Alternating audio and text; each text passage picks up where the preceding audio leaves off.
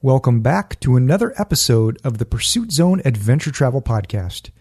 I am your host, Paul Schmid, and I interview explorers from around the globe to bring you their exciting stories. These are people that dream big, break out of their comfort zones, and take on ambitious pursuits.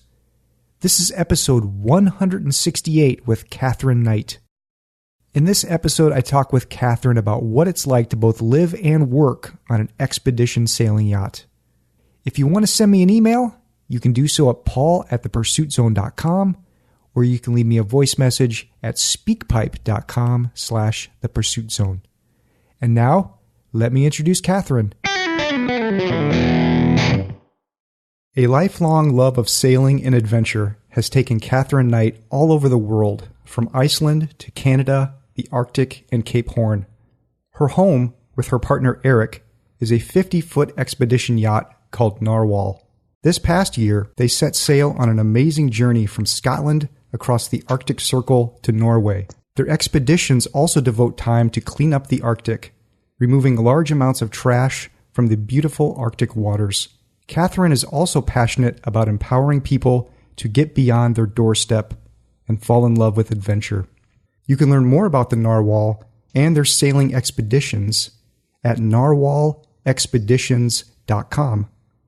Katherine Knight, welcome to the Pursuit Zone. Hi, thanks for having me. Katherine, where did you grow up? Well, I grew up in the UK and pretty much in the centre of the country, so as far away from the sea as you can get in the UK. How did you get into and find this love of sailing? It's a really good question, actually, because like I said, I grew up nowhere near the sea. My parents weren't into sailing at all. But actually, one of the things that we did have a lot of around the area where I grew up were some old quarries.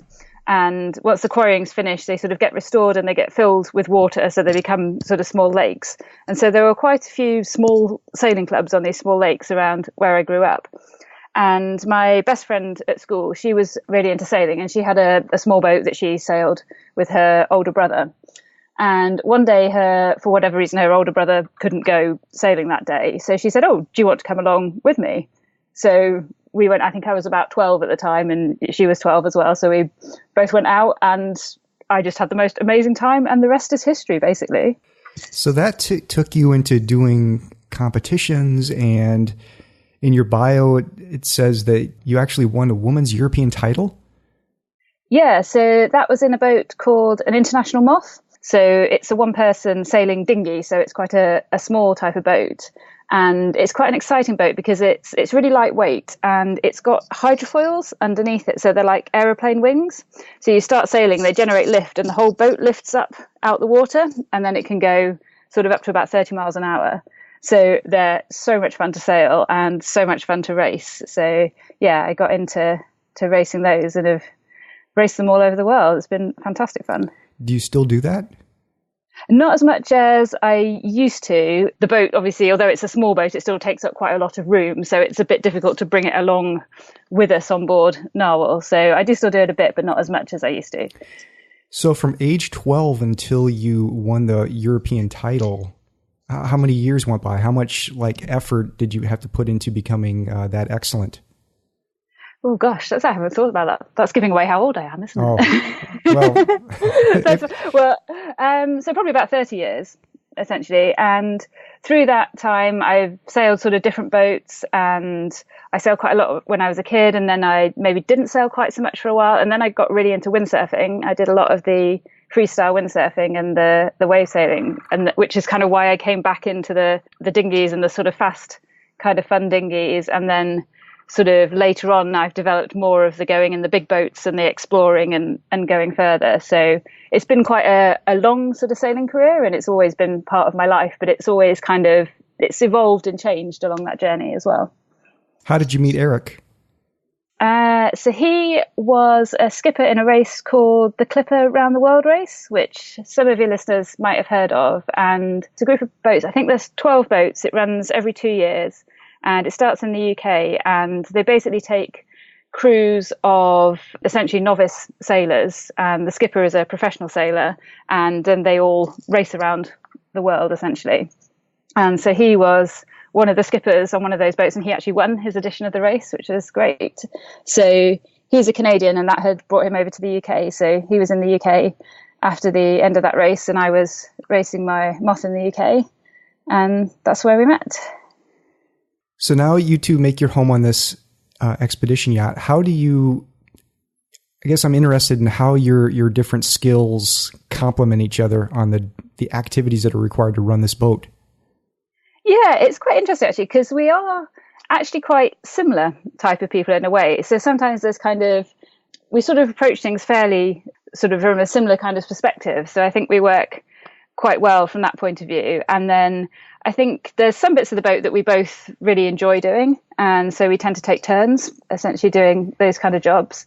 And there's maybe some jobs that like one of us really doesn't like and the other person doesn't mind too much, and vice versa. So maybe we kind of like spread those jobs out. The person that's more happy doing them kind of does those. For example, Eric's really good at the cooking, so he does a lot of the cooking and the chefing kind of stuff. And I don't mind too much dealing with the problems with the plumbing, so I kind of do that bit. And yeah, I say we sort of, some of the jobs we've kind of naturally fallen into, one of us prefers one and the other prefers the other, and some of them we just sort of take it in turns doing them. Pretty much all of them, it's also nice that we can always discuss all of them together, and if there's a problem with something or we've got to make a decision, then we usually discuss that and we make that decision, or we find a way through that problem together. I want to learn a little bit more about your yacht, Narwhal. How did you come to own this boat? So Eric's done a lot of racing in the past as well, like I have. And I think we've both really enjoyed that element of sailing, but also sort of we're getting a little bit more, what we really enjoy is maybe actually going a bit slower and appreciating the areas and the beautiful areas that you get to travel to by boat. And also maybe a lot of the racing takes place in sort of kind of quite well-known sailing areas. So we wanted to kind of be able to go out and go to these more remote areas and experience those by boat. So it's nice that we've both got that sort of goal essentially. And so that was where it led us to the idea of looking for a boat that we might be able to make that happen on, which was quite a big process of looking. We did quite a lot of research online, I guess, essentially, and looked at lots of details of lots of types of boats. And there's just so many out there, it's a bit overwhelming. We knew, because we wanted to go up into the Arctic and hopefully into the Antarctic in the future, into where there's ice in the sea, it's good to have a boat that's made of metal. So either a boat that's made of steel or aluminium, rather than a lot of yachts are made of GRP, kind of fiberglass type material. But the metal boats are a bit stronger and a bit tougher to be taking them up into the ice. So we decided we wanted either a steel or an aluminium boat. So that actually narrows down the choices quite a lot. And then, yeah, we looked at some online, and then we went to have a look at them, and you can go on board and see and look in all the cupboards and under all the floorboards and see what things work, and how you'd imagine putting things, just like you would do if you were going to go and look around a house that you were going to think of buying or renting or something like that. So we'd had a look around quite a few. We hadn't really found any that were quite right, and I was actually working away. In my other day job, I work as a physiotherapist for the Olympic sailing team. So I was actually away in Rio with them for the last time the Olympics was on in 2016. And Eric was back in the UK, and he'd gone to look at a boat in one of the marinas, and he'd had a look at it, but he was like, oh, it's not very good. I can't quite remember, but it wasn't going to suit our needs. And then he said, oh, but I saw this other one that was in the marina that looked quite good, and it had the for sale sign and whatever on it. So he inquired about that, and he managed to find the agent and get the keys and get allowed on board, and like had a look round and stuff. So and he was basically just made a video on his iPhone that he sent out to me while I was away. And he's like, oh, I think this one might be quite good. And so I was just like looking at the film and stuff. And I can't quite remember how it happened, but we had to make a decision sort of fairly quickly as to whether we wanted to decide or not. So basically I was the other side of the world, just kind of looking at this video being like, well, if you think it's okay and you think it's the right thing to go for, let's go for it. So yeah, it was a bit of a random story and a scary moment, but we've been really happy with her. Is it steel? Yes. Yeah. Was it named Narwhal when you bought it? No, she wasn't named Knowle, and we hadn't got a name in mind that we wanted for a boat in particular, but we knew that we wanted her for going, I say, exploring the Arctic and seeing the kind of Arctic wildlife and things. And the narwhal is that whale that lives right by the sea ice in the very far north with the really long, looks like a unicorn kind of tusk. And the boat's got quite a long bowsprit, so she's kind of got that sort of shape to her. And so as soon as we saw her, we were both just like, oh, Knowle, that's the perfect name for her. She sort of chose her own name, I think, in a way. Isn't it bad luck to rename a boat, or isn't, because there's some kind of superstition around it, or do you have to, do you guys believe in all that superstition stuff? And is there some process you have to go through to rename it so that you don't get hexed? Yeah, there's a lot of superstitions, and they're quite interesting because actually I think a lot of them do actually have kind of a sort of basis in, in fact, and in sort of staying safe at sea. I think the one about the changing the name actually comes down to the fact that it's quite sort of logistically difficult to change a name of a boat, and all of the sort of, like, I guess in a modern day world, all the paperwork that goes with registering a boat and things, it is actually quite difficult if you change it, and it actually sort of is quite difficult for the authorities to keep track of boats if people rename them. So I think kind of historically it's generally not keen for people to rename their boats too often. Yeah, she was just, when we saw her, she just had to be called Narwhal. So yeah, then it is just a case of changing the names on the forms. I think some people have told me there's some rituals about champagne and swimming around the boat naked in a certain direction at midnight or something, but we've just gone with changing the paperwork. Okay, so when you got the boat, I mean, what kind of shape was it in, and how much time and effort, and what are the main, how much like restoration did you have to do on it? Yeah, sure. We did quite a lot, actually. I mean, when we got the boat, she was probably usable, and you could probably go sailing, and most of the systems on her worked. But because of the sort of places we wanted to go, you need to be really confident in the boat, and you need to be really confident that everything works, and it's not going to be easy to get things repaired in the middle of the Arctic. So you need to be happy that everything's in really good order. And also because she's steel, you have to really stay on top of like making sure that the paint's good and that the hull isn't rusting. So we did a lot of work. We basically repainted the whole of the inside of the boat, which actually ironically is more prone to rust than the part of it that actually sits in the water. So we did a lot of that, and we did just a lot of upgrades of making the boat just more robust and, ideally less likely to have any problems when we were out and about. We fitted a few more 2 heating systems to the boat. So we've got like a diesel stove now, which you can pop the kettle on top of, and which warms the whole cabin and things. So that's nice when you're cruising further north. And we've put more protection around the cockpit so you can get out of the weather more easily on the cockpit. And honestly, we've done so much work on it. And then you think, and I'm like trying to say a list here, and it sounds like we've like, what did we do all that work on? But yeah, basically we sort of renewed a lot of the systems and just made everything as bomb proof as possible, really. What's it like on the inside? I love looking at pictures of sailboats, and you see all the wood and the different compartments, and everything's in its place. Yeah. What's it like inside this boat? The main area in the saloon that we call it on the boat was one of the things that we both really, really liked about Narwhal when we first saw her. So when you come into the boat, you come down some steps called the companionway, and then there's quite a big area, and there's actually quite a lot of headroom, and there's a lot of windows. So there's a lot of light coming in.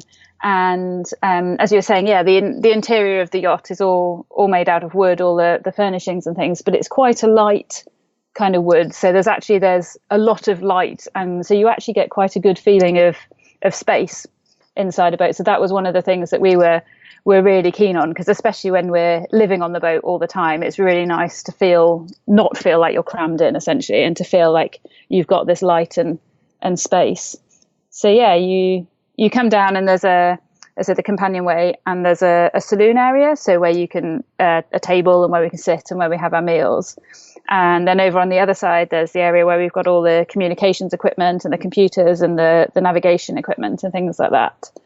And then you come down a couple of steps, but still in this sort of big internal area, and there's a galley, or essentially the kitchen where we do the cooking, and there's another little kind of snug area where we've got a little library and some seats and a heater and things. So that's a nice little sort of cozy area to be.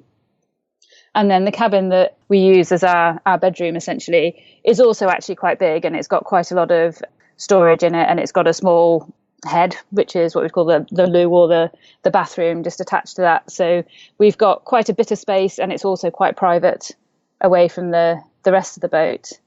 And then as we go back to the front of the boat, forward in the boat, there's 2 cabins on either side that have each got some bunk beds in that our crew or our guests use, and then there's another bathroom right at the front inside.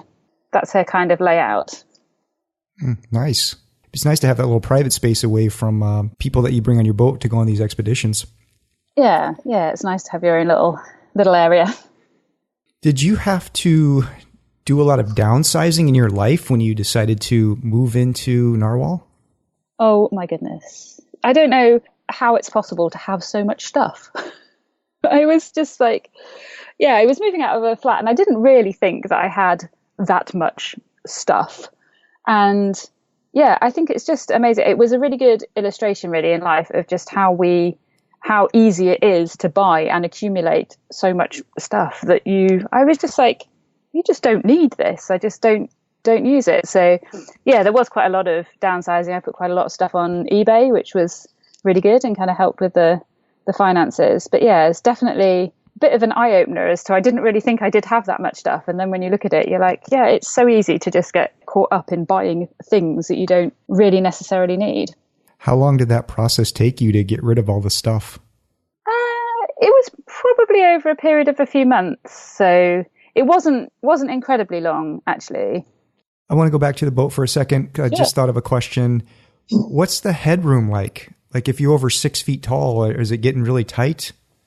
That was one of the things, again, that we really liked about Knowle. Actually, there is quite a lot of headroom. Neither of us are incredibly tall, so we think there's loads of headroom.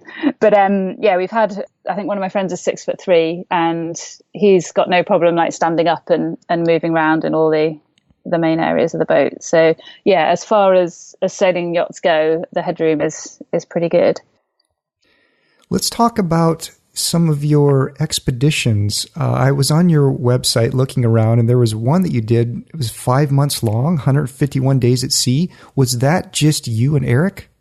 That was our whole summer last year, sort of accumulated together. So we did break that down into sections. So we sort of sailed from Scotland to the Orkney Islands, and then from the Orkney Islands to Norway, and then we'd sort of moved up the coast of Norway in sections and over to the Lofoten Islands in northern Norway, and then back down. So the cumulative time was the 5 months and the 151 days, but we did split that up. And so there were times when we were ashore, and there were some times where we had days where we weren't sailing during that time period as well. But that was the total of our whole, I guess, time away on expedition last year.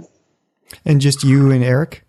It was just me and Eric for some parts of it, and then where we broke it down into the legs, we had different people come and join us for the different legs. So often it's me and Eric, and then maybe up to 4 other people. And then some of the legs we did by ourselves. So actually we did most of the journey back from Norway to Scotland by ourselves, because we had some of my friends came and joined us for some of it. And then as it gets a bit later into the autumn, the weather gets not so good, and you kind of think, if you ask your friends to come along, they might not be your friends anymore. So we did quite a lot of the return journey, just the 2 of us. I'm curious about the business and how that evolved, your Narwhal expeditions. Were you guys thinking, we'll get this boat and then we'll go on these great adventures? And then you said, oh man, we got to figure out a way to pay for it? Or was the business kind of an idea right from the start? I think both of them sort of grew up alongside each other, actually, essentially. And what was good about Narwhal in particular, when we got her, it sort of gave us the opportunity to do both, because she's a big enough boat that we can run these legs as business, and I say getting maybe sort of 4 or 6 crew coming to join us, but she's also small enough, and the way she's set up is such that we can manage her and sail her, just the 2 of us as well. how we've sort of set into running that has kind of evolved as we've gone along. So I think we really wanted to have the boat to go and see these just wonderful and amazing places, and the experiences that you have out on the ocean. And we were really, really keen to share those with other people as well. It's like we have a fantastic time sailing, but then some of the nicest experiences are, when you share that with your friends or your family. So the business essentially is kind of the best of both worlds, because it helps us pay for the boat, because the boat, definitely there are big running costs associated with it, but it also helps us to share the experience with other people. And I think you get an extra element out of the experience when you're with someone that's sort of experiencing it for the first time themselves as well. So it's been nice. I think both have evolved together, which has been really good. Let's go back and talk about the expedition part of it. What do you see when you're out there? It depends where you are, and it depends what kind of sailing you're doing. And so I think the fact that it is always varied, what you're going to see, is one of my favourite things about it.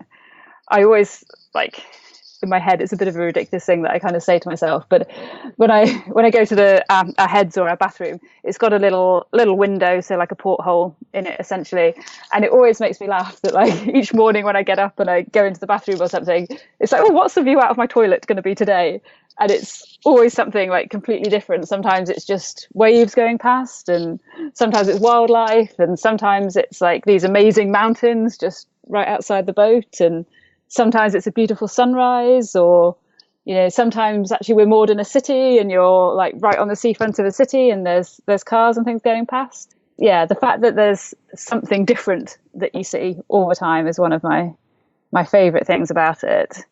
And then when you're out on the ocean, and obviously some of the longer crossings we are out on the ocean, and therefore we're out of sight of land very much, then because there aren't so many different things to be looking at, you become a much more aware of the ocean and the sky, actually. So I guess half your world effectively becomes made up of each. So you get to see the ocean and the horizon in every single direction, and all the wildlife that's moving around through the ocean all the time. So the seabirds and the whales and the dolphins.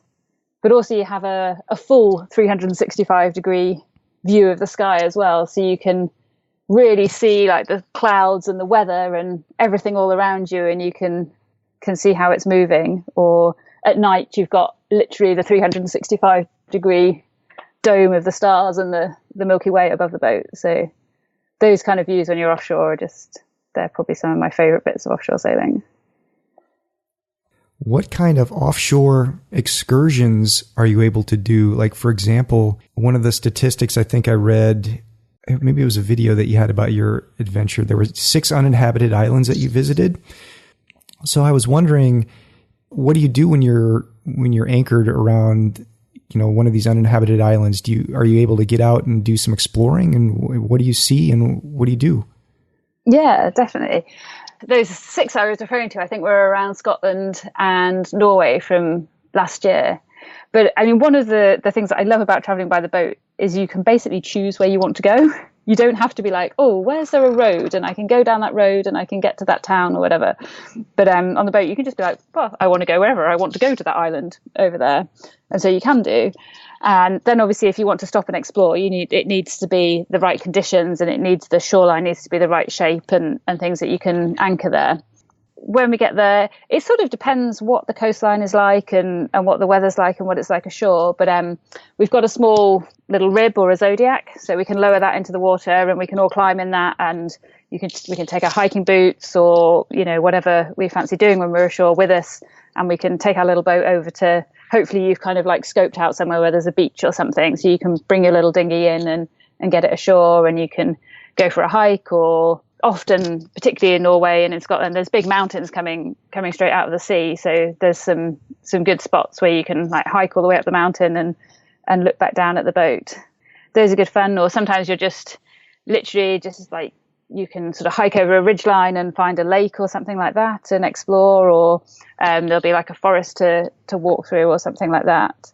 Sometimes we choose to just anchor and we maybe don't necessarily go ashore. We've got a couple of kayaks on the boat, and we've got snorkels, and we've got paddle boards.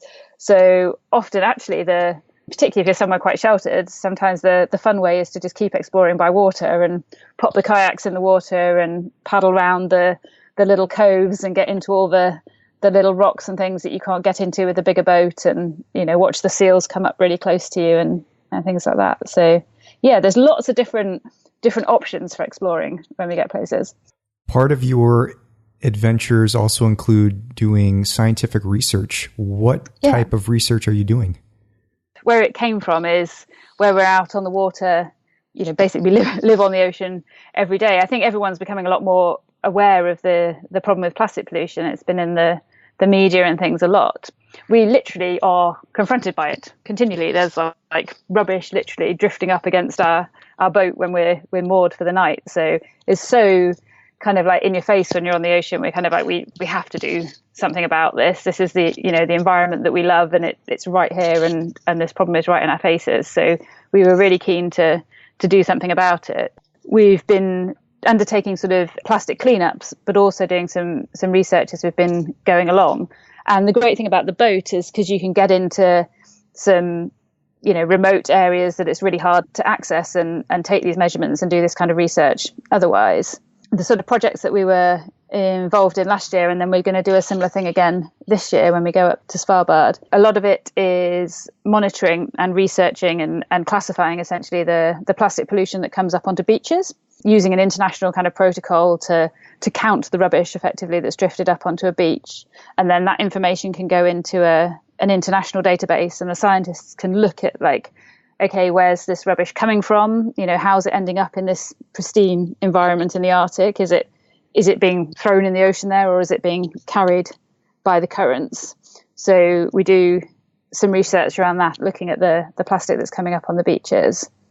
And then also as we cross the oceans, we're able to map and record. We've got like a little GPS logging facility for any floating rubbish that we come across actually just out in the middle of the ocean.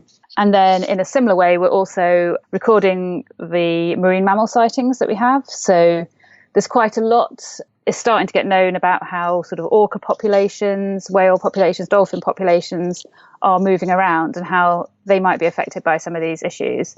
But most of the observations, again, are from people looking out from the land with their binoculars. So as we're out at sea and we're going on these crossings, we're recording all these wildlife sightings that we have as well. And again, they're then getting combined with other people's databases. So the whales that have been seen off the coast of Scotland, we can then add into the database. Oh, actually, we saw them in the middle of the ocean here, and the researchers can work out where they're moving. How do you get connected with the researchers? I think they've come from quite a few different sort of avenues, I guess, essentially. A lot of them I've been just sort of reached out to people through the internet, and people are really, really helpful and supportive. And sometimes people are like, oh, I don't research that, but actually one of my colleagues does, and I'll put you in contact. So I've come across quite a few people and got in touch with people that way. We also, Eric and I, we've done some training by an organisation in Scotland called the Hebridean Whale and Dolphin Trust, who run training for anyone that skippers boats that are likely to encounter whales and dolphins. So about how to handle your boat appropriately around them so you don't scare them or harass them, and how to identify their behaviour so you make sure that you wouldn't disturb them while they were feeding or doing something important like that. So as part of that training, and we were able to link in with the same scientists that are also doing the research. That's interesting. I'm surprised by the what you said about how to handle your boat around them so you don't scare them or anything. I'm wondering, how would that play into like a 50-foot boat? Because you can't exactly move this thing very quickly. Or is it more for smaller craft? It's for all sizes of boat, really. And I guess it's things like what's really, really, really, I guess maybe tempting, I suppose is possibly the word that I'm looking for. If you're like sailing along in a line or driving your speedboat or a big boat or something, and you see a whale or a dolphin, you just want to turn towards them and like get over there as fast as you can and see them, because it's always like really exciting to have an encounter with these kind of animals. But it's more about sort of restraining yourself from doing that, essentially, and obviously being very aware that if you approach an animal directly, then you're likely to make it scared. And it's, essentially either stopping your boat and allowing the animal to come close to you, or making sure if you do approach it's very slowly and sort of from a side, not directly in front of an animal or blocking an escape route or anything like that. So yeah, mostly it's about sort of being aware of where these animals are, and then if you see them, trying to slow your boat, which sometimes when you're sailing, that's a bit of a mad scramble to bring the sails down and things, and then get your binoculars out, watch them, and yeah, hopefully they come towards your vessel and you get a really nice encounter. You're also working to clean up the Arctic and remove as much trash as you can. How exactly does that work in terms of, because you're limited to the amount of space that you have on your boat, how much are you able to collect, and then are you able to offload it at your next port, or how does that work?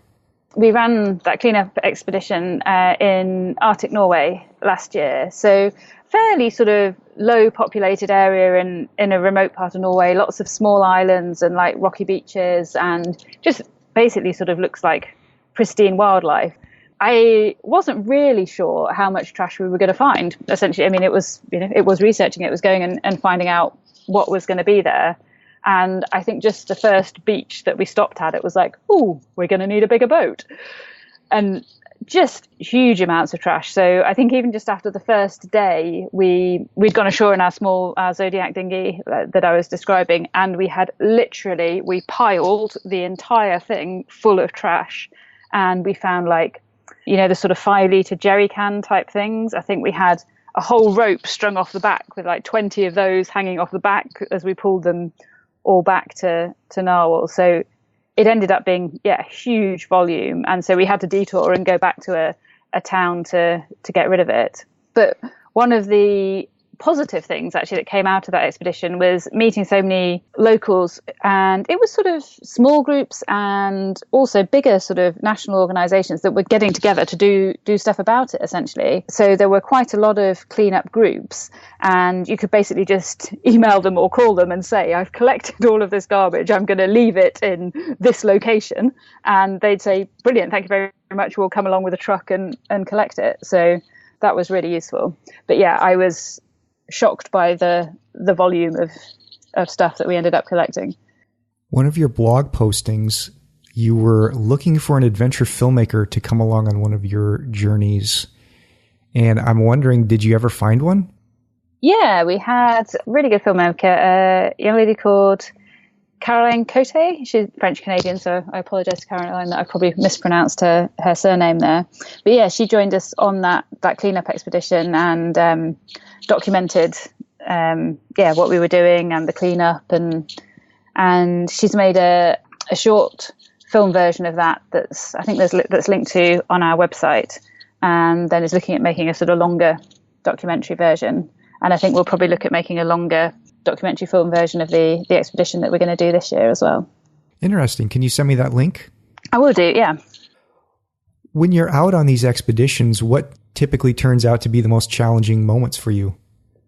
I think the most challenging bits, and I think, and even actually sort of other episodes of the podcast and things that I've listened to, actually, what a lot of people, I think, have a similar experience, that really the most challenging thing is getting to the start and is getting all of the logistics and everything in place that you need to get sorted and in place in time, because you've kind of got this date that you're leaving and you're letting go of the shore, and therefore all of these jobs have to be done and completed by that date. So you're like chasing up emails for some of the administration and your insurance and the permits and all that type of thing, and you're getting all the food onto the boat and the water onto the boat and the fuel onto the boat before you leave. So actually those sort of things are like the most challenging, and then you kind of push off from the dock and you leave and you're like, all we have to do now is go sailing. If you can pick out a memorable moment from one of your last adventures, what would it be? I think my most memorable moment from last year definitely was we were doing the crossing from the Shetland Islands to Norway. So the Shetland Islands are a bit north of the north coast of Scotland, and it's about 200 miles across the ocean to Norway. And right in the middle, actually, there's a lot of oil rigs. There's a lot of oil and gas rigs in that kind of area. And it was just Eric and I on the boat at that point, and we were sort of right in the middle of the ocean and in this area and amongst the oil rigs. And a pod of orcas came past, and we dropped the sails and stopped the boat and just drifted. And they stayed around us for about half an hour, and you could see them feeding and like herding the fish and like bringing their young up. And there were some calves in the pod, and it was, yeah, I think I was just like open mouthed, like, oh, for the entire time that they were with the boat. It was just absolutely fantastic. And that's one of the reasons that I'm so passionate about bringing people with us and sharing those kind of experiences, because once you've seen those animals and you've been up close to them and they've just been right there, I think it really changes your perspective as to how you view them and how you view the natural environment and the ocean environment. And it certainly has really impacted my desire to protect it. Is seeing a pod of orcas like that, is that very common or not? There are a pod of orcas. So there's a resident pod around the west coast of Scotland. So that time of year, it's not that uncommon to see them, but it's not an everyday occurrence either, if that kind of makes sense. So they're definitely there, but they've got a big area of sea that they move around in. So when you're in the same area of sea, then it feels pretty special.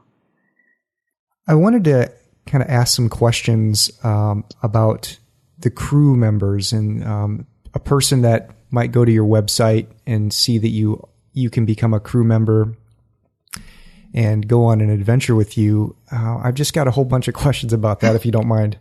That's fine. Yeah.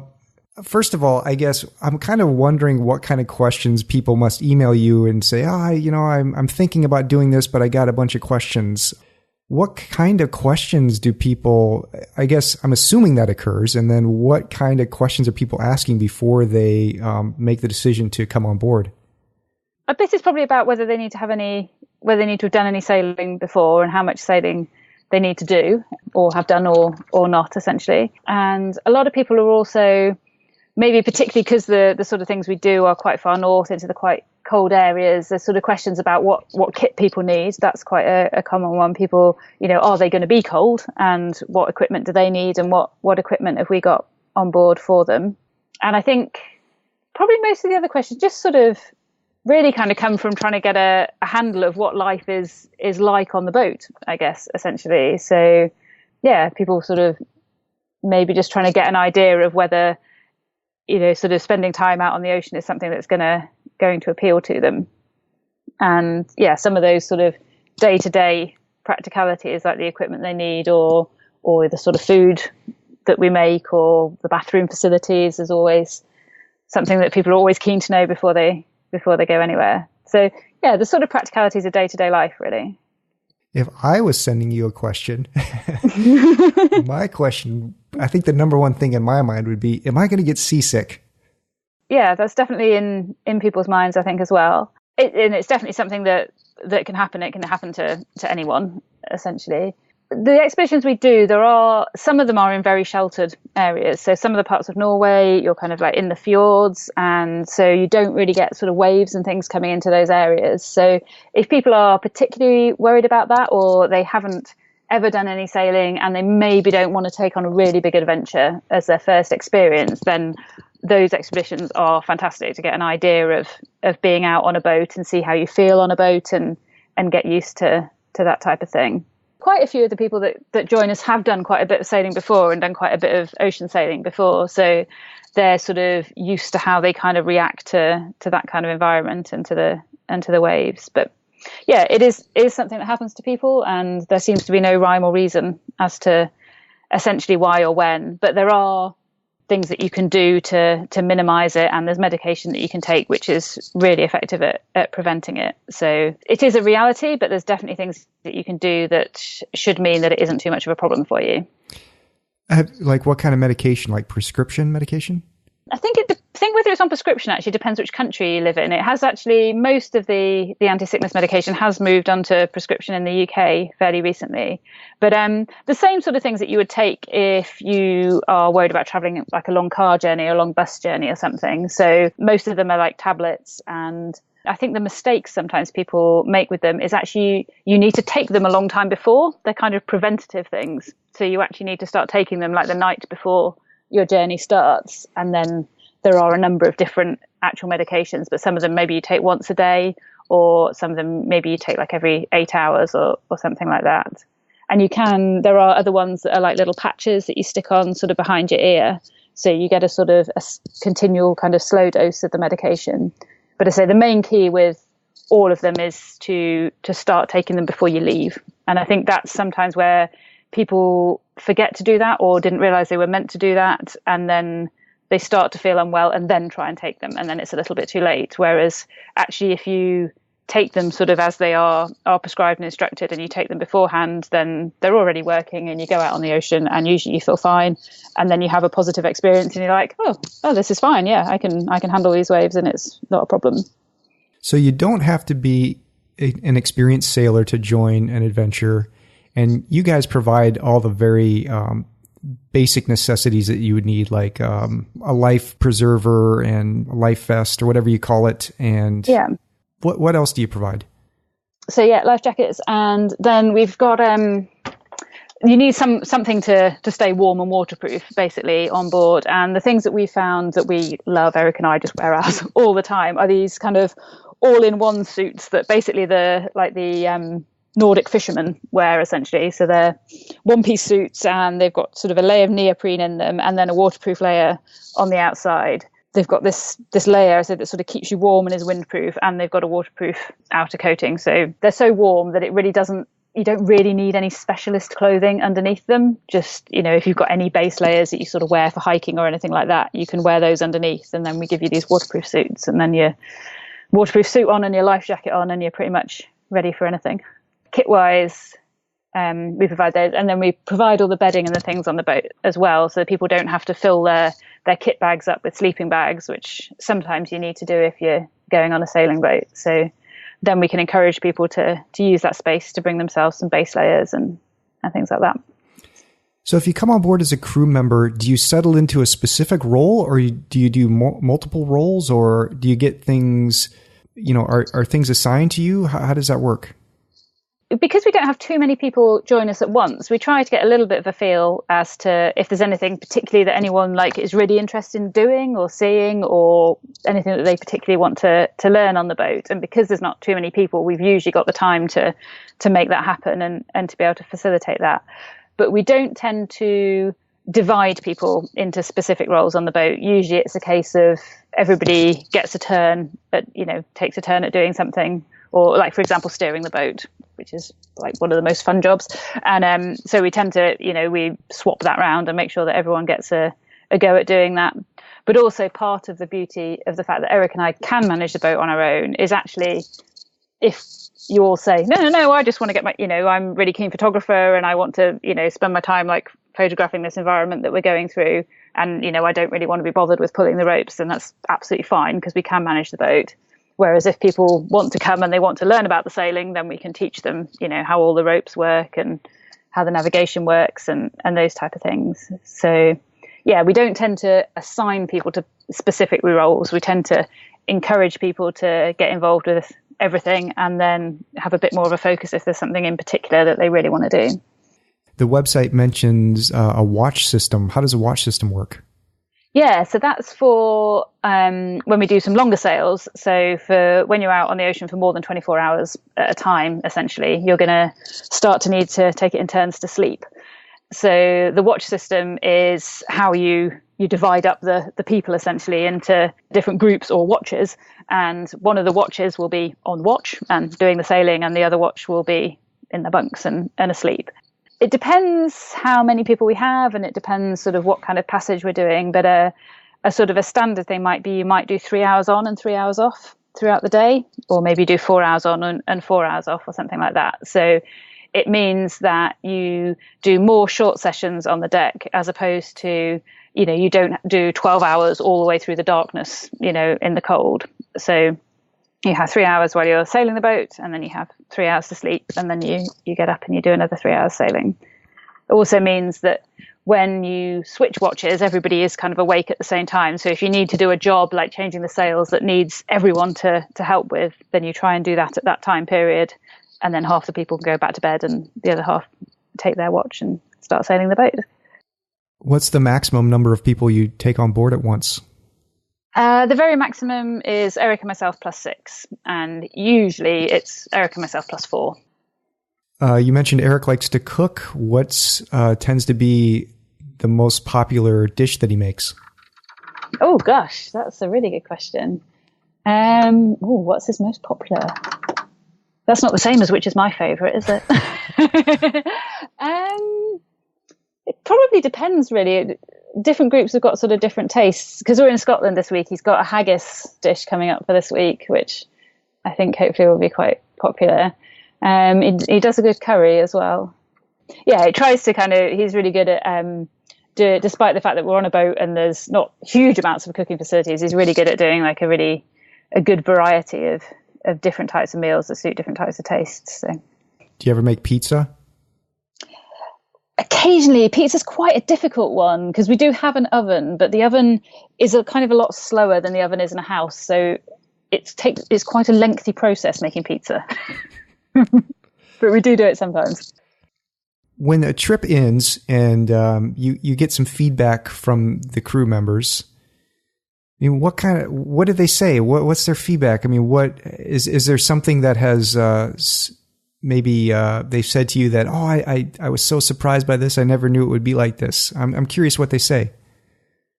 Quite a lot of the people that have joined us have already done quite a bit of sailing. So quite a few of them have got an idea as sort of like how life is on a boat, essentially. I think some of the main things, certainly on the cleanup expedition, everyone was really surprised by the amounts of trash as I was. That was a real eye-opener.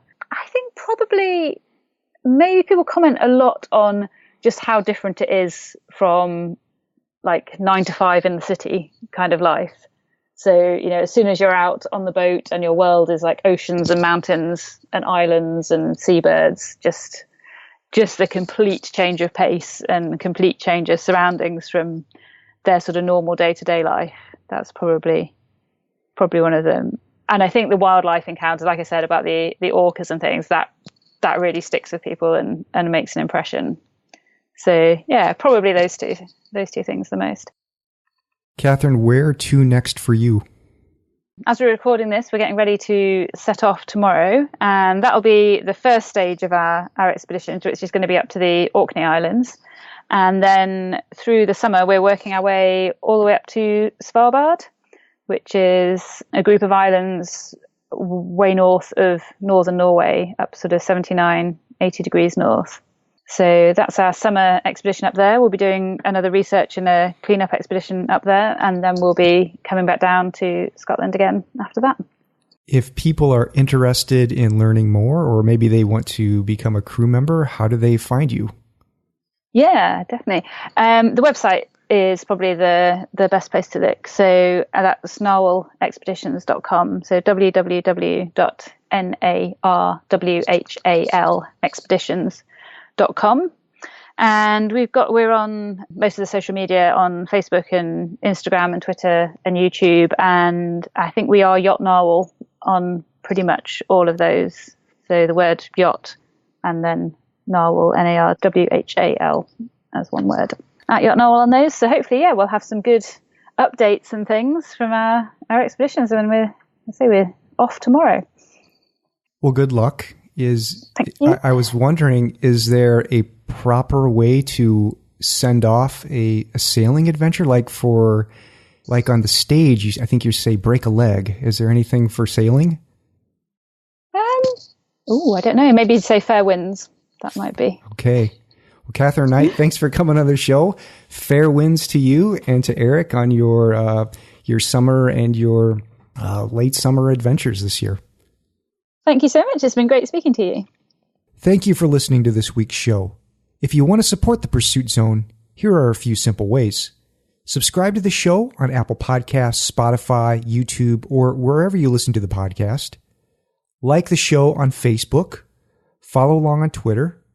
The handle is @ThePursuitZone. Or leave a 5-star review on Apple Podcast or iTunes or Spotify.